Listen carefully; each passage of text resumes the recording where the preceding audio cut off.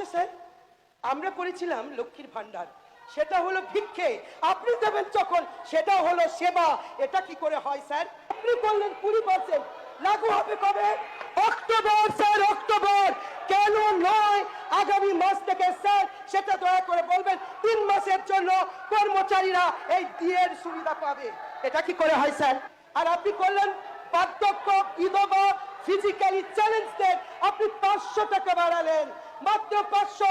যারা মেন্টালি, যারা ফিজিক্যালি, যারা দুর্বল, যে বিধবা, যে বয়স্ক, যে ফিজিক্যালি আর চ্যালেঞ্জিং, তাদের ক্ষেত্রে বাড়ালেন না। আরে পারিনি, তোমরা তো করছো স্যার। ডবল ইঞ্জিন সরকার হলে সবই করা যায় স্যার। আপনি স্যার ডিএ ঘোষণা করলেন, ডিএ ঘোষণা করলেন 22শে জুন আপনার বিবৃতিতে। আর লাগু হবে কবে? আমার সরকার কি করে গেছিল? 18%, 4% বাড়িয়েছিল, কিন্তু তিনি করেননি, স্বীকার করছি, করেননি। কিন্তু আপনি করলেন 20%। লাগু হবে কবে? October sir, October.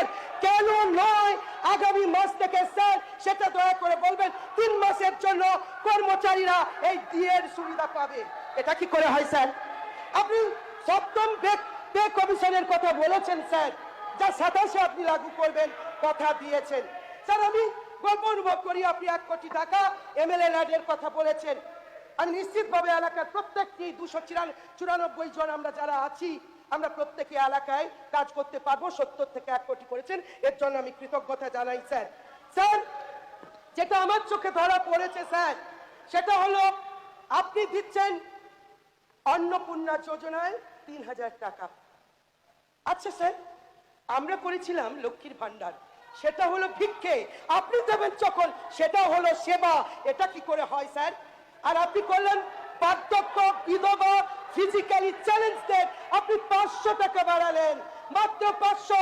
যারা মেন্টালি, যারা ফিজিক্যালি, তারা দুর্বল, যে বিধবা, যে বয়স্ক, যে ফিজিক্যালি আর চ্যালেঞ্জিং, তাদের ক্ষেত্রে বাড়ালেন না। আরে পারিনি, তোমরা তো করছো স্যার। ডবল ইঞ্জিন সরকার হলে সবই করা যায় স্যার। সাথ আছে, সাধ্য নেই। আর আপনার লাগে টাকা দেবে গৌরী সিং, সেই সেন্ট্রাল গভর্নমেন্ট দিচ্ছে, তাই আপনি করেছেন। 27-এ আপনি যে ঋণ, আমরা ফেব্রুয়ারিতে বাজেট অধিবেশনে যে ঋণ করেছি